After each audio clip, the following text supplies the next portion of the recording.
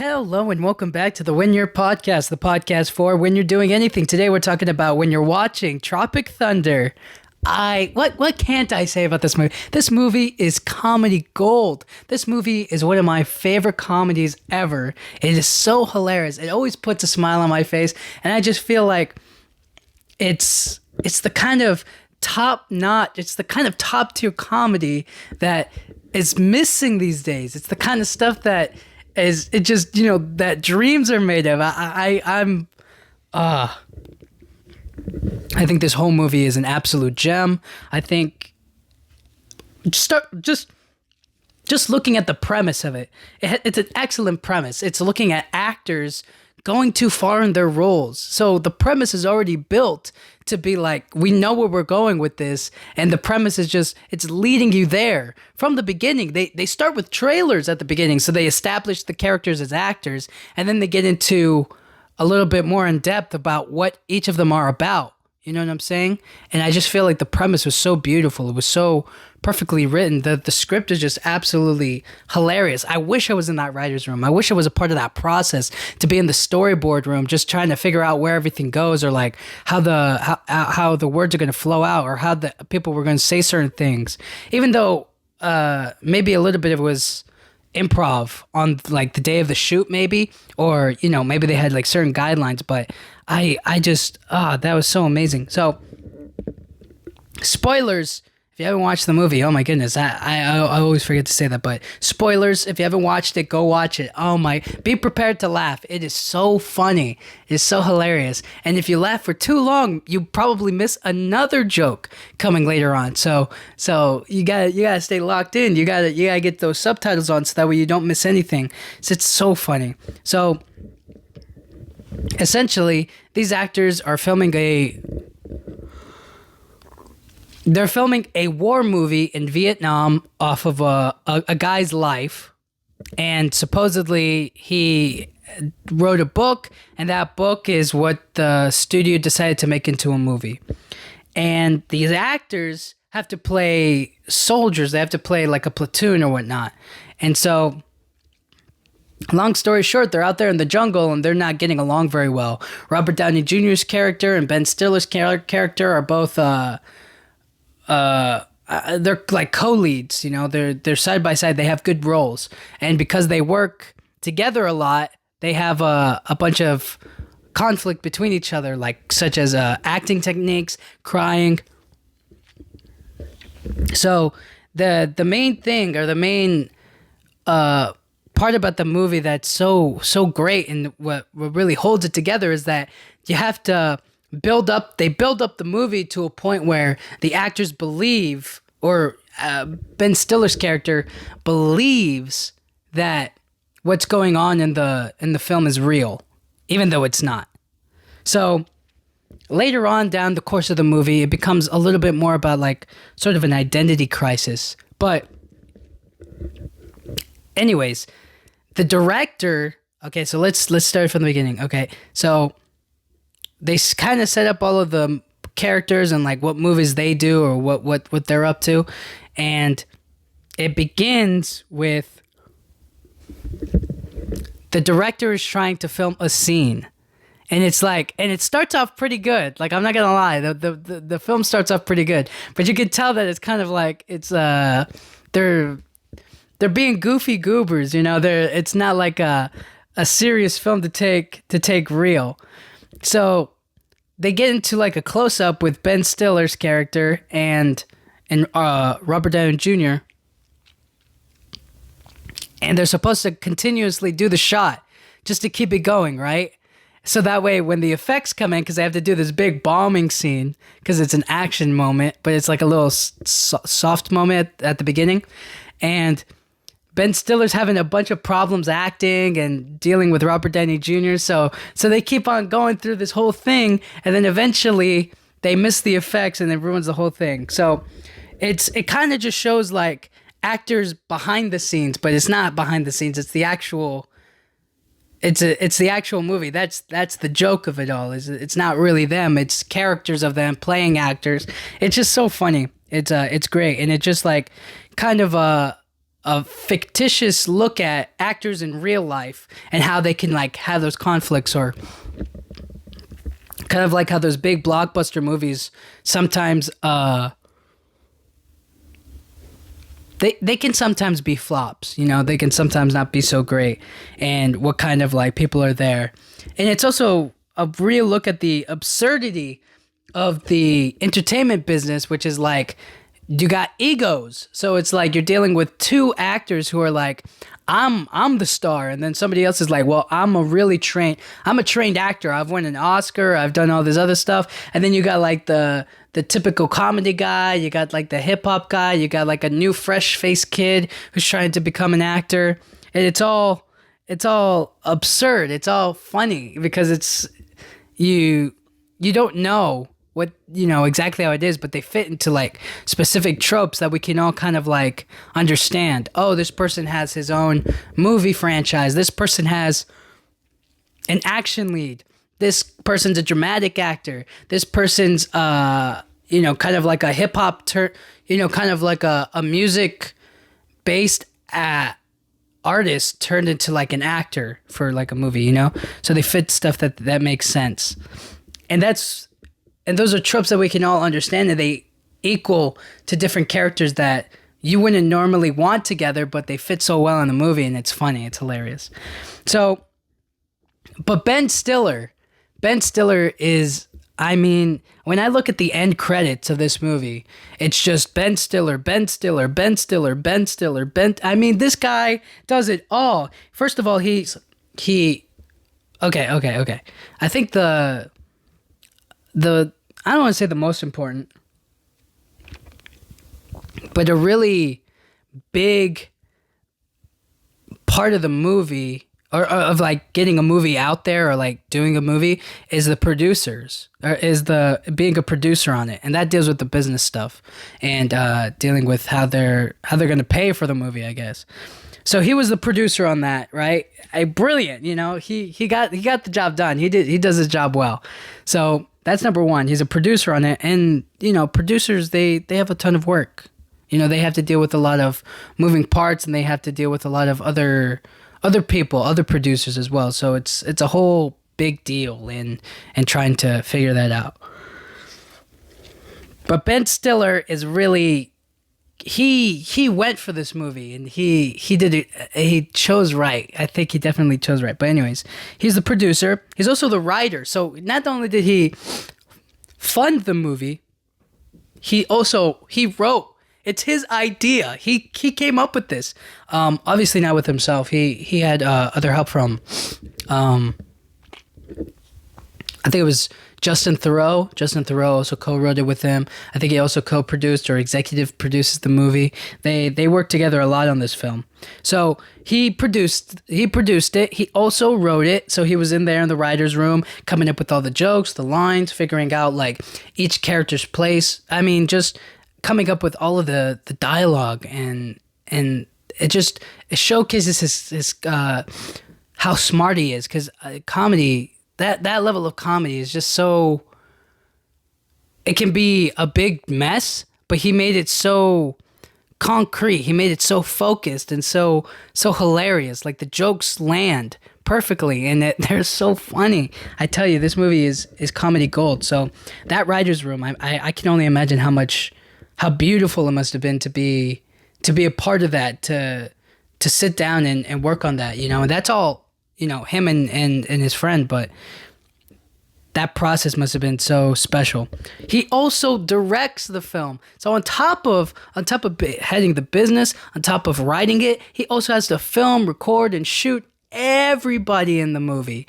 And he's doing everything. So on top of like, you know, directing is not just being in charge of the actors or just holding the camera and saying go. You know, that's part of it, but it's being in charge of every single department that you see at the end of the credits. So he has a vision for the film, and he has to figure out who is going to be my delegates on each part. He has to get the score, so any backup music that he wants in the film, he has to add that. If he has to work with costuming, he has to work with special effects, he has to work with set designs, he has to work with lighting, he has to work with sound, he has to work with the microphones, he has to work with cameras, he has to work with not to mention the actors, the crew, catering even. He has to work with scene. There's certain what's it called? I don't want to say environment. What's the? I forget the name of it. It's like the scenic director or like the person who finds the place to shoot the location. So the person who finds the places to film on location, that person, he has to be in charge of, and he has to overlook. And then on top of everything, he has to, after he shoots everything, he has to be like, all right, let's take a look at the edit. Let's see how they edit it. Let's make sure that this fits properly, or this is how we want it to go, or, this is the effect that we're trying to do, or the thing that because there's a lot of, at the beginning, like I was saying, there was like a part where they use a helicopter, and then it becomes like, I don't want to say a fake helicopter, but they just put they put Jack Black's character on like a wire, and that I can only imagine. I mean, that must not have been difficult to fake that part, but like to get rid of that wire for when he is on it, and it's like you can see the edit of it. Yeah, that must have been something. So he also has to do that, and also he's an actor in the movie, so he has to know his lines. Well, he wrote it, so I would hope he knows his lines, but he has to be out there. He has to act, so he has to be in front of the camera, but he also has to technically think behind the camera, and then he has to worry about what everybody else is doing. It's like nonstop. Like the man is a machine, and it just so awesome. But because he's Ben Stiller, because he's backing it, it's him, he's starring in it, like he's putting a bunch, when somebody's working that hard for something that they're that passionate about, I think it's easy to get a group of people of really talented people to back you up. And Ben Stiller has no lack of talent in this film. I mean, just an amazing cast. Just for starters, all right? He's got Jack Black in the movie. Jack Black, all right, maybe Jack Black wasn't as, like, at the time, wasn't as big of a draw as he is now, but at the time, I think he had maybe done a few movies. I'm trying to think. Maybe he was a big draw. Maybe he was a big draw, because he's right after Ben Stiller. So it's Ben Stiller, and then it was Jack Black, and they got Robert Downey Jr. And this was about when Iron Man came out. So this was 2008. So this movie came out, and then Iron Man came out. I don't know which one came first. I think maybe they were both slotted around the summertime. So, you could go see Iron Man in one theater and Tropic Thunder in another theater, like a double Robert Downey Jr. feature. Even though there was some controversy, the controversy around Robert Downey Jr. It makes sense in the movie. It's funny. I think, is it wrong? Yes. Does the film explain that it's wrong? Yes. So, I just think that the comedy and the way that they fit it into the film made sense to me, and I felt like the comedy it justified it. I thought he did I think he played the character well, or he fit the mold of what he was trying to do. He was playing an actor who takes it too seriously, too far, and that character does an impression, or he undergoes skin pigmentation to play an African American man, and he does it, because he's a method actor, and that I just felt like the premise made sense, and that it fit the story, and it fit the character that he plays, not him specifically playing the character, if that makes sense. So he's playing a character, and that character plays a character, which is what works for me, and I thought that fit justly into the film.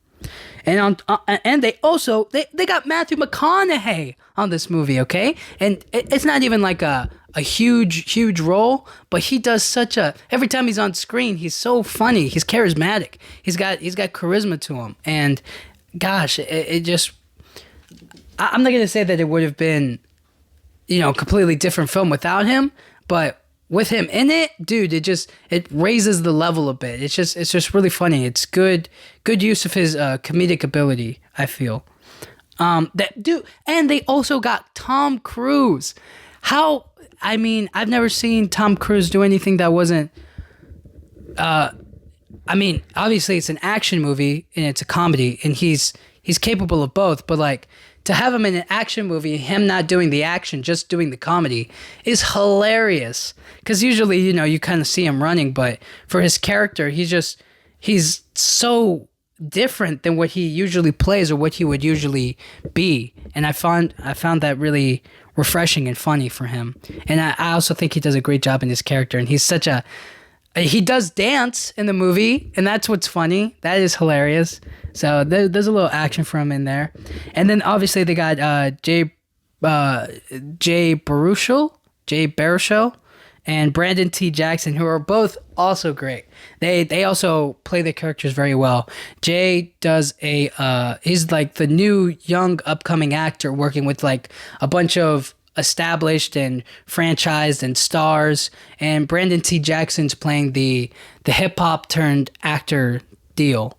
And he has some other great moments as well, especially with Robert Downey Jr., who's doing blackface, and the moment. Well, let me just But there's a moment where they're at the campfire and he reveals something that's really funny, and I thought that was a nice point for him, a really hilarious moment for him, and.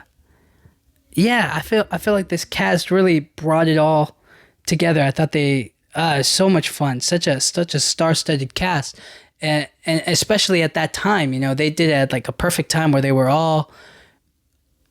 I don't want to say they definitely weren't all at the height of their career, but they were definitely all in a very special spot where they could have done any other kind of a film or kind of a movie, and they chose right. These are one of those choices in life where it's like, you chose right, you did the right thing, you made the right call.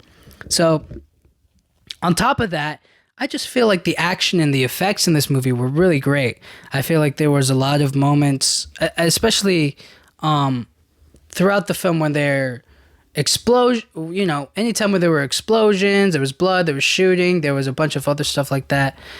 Those parts were all fantastic. They were a lot of fun, and you could tell that they played off of the stereotypical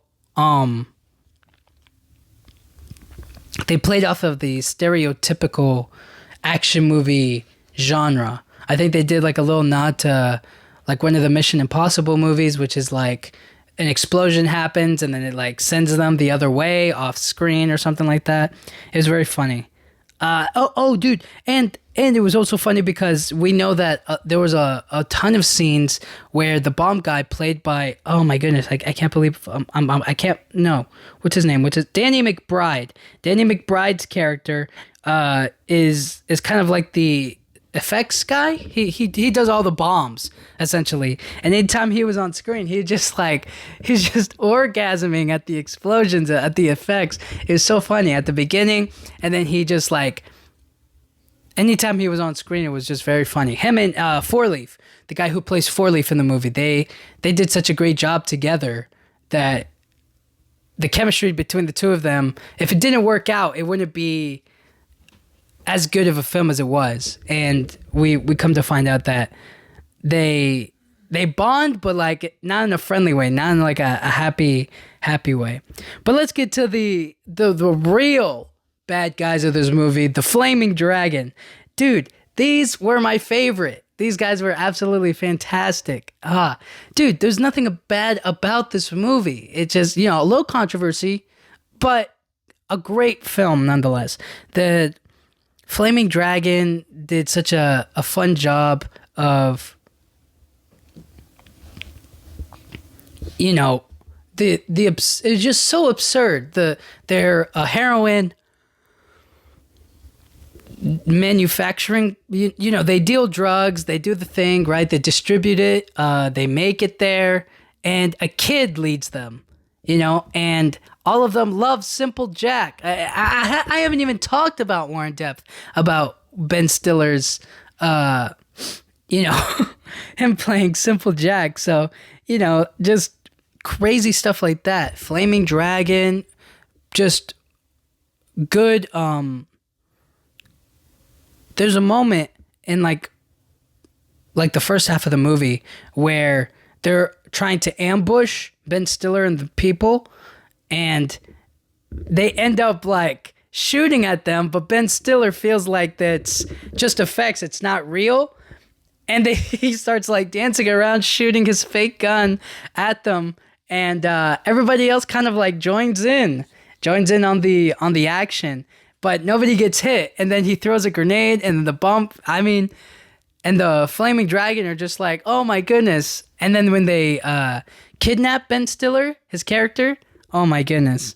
So funny. When Ben Stiller is offered tea, and he kicks the guy away, he's like, oh snap, dude, can we do it again? Like, I hope you're not mad at me. And so funny.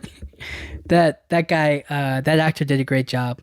There was also that fight between the little kid and Jack Black, where Jack Black just tackles him and they ram down into the ground. Oh, so great.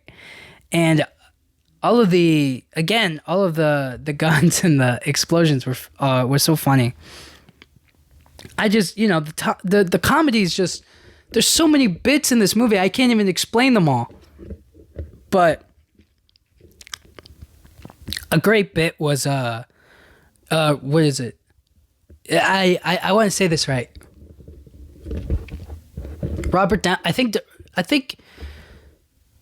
Okay. Robert Downey Jr.'s character is speaking, I think, Mandarin or Chinese or something. I don't remember the exact language, but he was speaking Mandarin to try to communicate to them that Jack Black had snuck onto his rice field or his poppy field, and he's saying all kinds of random words that he can remember from when he played when he spoke Chinese for a film, and it leads him to say a hilarious line from the movie was like, "Here's my mother loving farm," but he didn't say loving, he says the other word. But he just keeps, stuff like that is so funny to me. And throughout the film, we see Jack Black's character have a drug addiction. And I don't know if it's specifically heroin, because they do heroin over there. But it could have been, I guess cocaine works. All that matters is that he's addicted to drugs. And the drugs are there in the final scene. Because the whole time he's just trying to get that fix. He starts like relapsing, and he starts like going crazy and turning red and like doing anything he can to feed his drug addiction. And at the end, he's at the place where they manufacture and make the drugs, and he's just like goes completely crazy. He veers off of the plan, and it's a great bit. There's a lot of great moments with him and his character, because he tries to eat jelly beans, but then he kind of like doesn't want anybody to know that he's addicted to drugs, so he's like hiding it, and then he's like yelling at the other actors, and he's also like very tired and hungry, and then a bat takes his drugs, and then he kills the bat by tearing off its head and like sucking its blood out because it took the drugs. So he's trying to get the high from the blood, and it's just it's so crazy. And then also you got Al Pacino. Not Al Pacino. I'm talking about Al Pacino. You get what I'm saying? Al Pacino is the actor, very famous actor from Scarface and all the other stuff. And Al Pacino is the character that Brandon T. Jackson plays. And dude, that guy is hilarious. He does so many great bits in this movie. He has so many great moments, so many great line deliveries that fit so well. I mean, he starts off the movie with his song. He's got his own drink. He's got his own energy bar. Dude, I seriously want I want I want to eat Bust a Nut. That came out. You know, I want the energy bar is called Bust a Nut, and his energy drink is called Booty Sweat. So he's like so he has like a whole refrigerator and like backpack full of these drinks and snacks, and he's like giving it to his cast members, and he's like talking to them. He's like, "You want to bust a nut?" And the guy's like, "No thanks, dude." And then another moment is when Ben Stiller kills a panda. Oh my gosh, dude. And this was when Jack Black was doing Kung Fu Panda. So, you know, back to back, bro. It's just so funny. So, in that time, Tropic Thunder came out. So did Kung Fu Panda, and so did Iron Man. And those started off like huge franchises for both actors. So it's just like so funny. So, overall, Tropic Thunder's hilarious. Go give it a watch. And when you're watching Tropic Thunder, turn on those subtitles and just laugh. Laugh so hard. All right? And just enjoy the movie, okay? It's so funny. There's so many great moments, and you don't want to miss anything. All right? And I'll talk to you guys all next time. Thank you.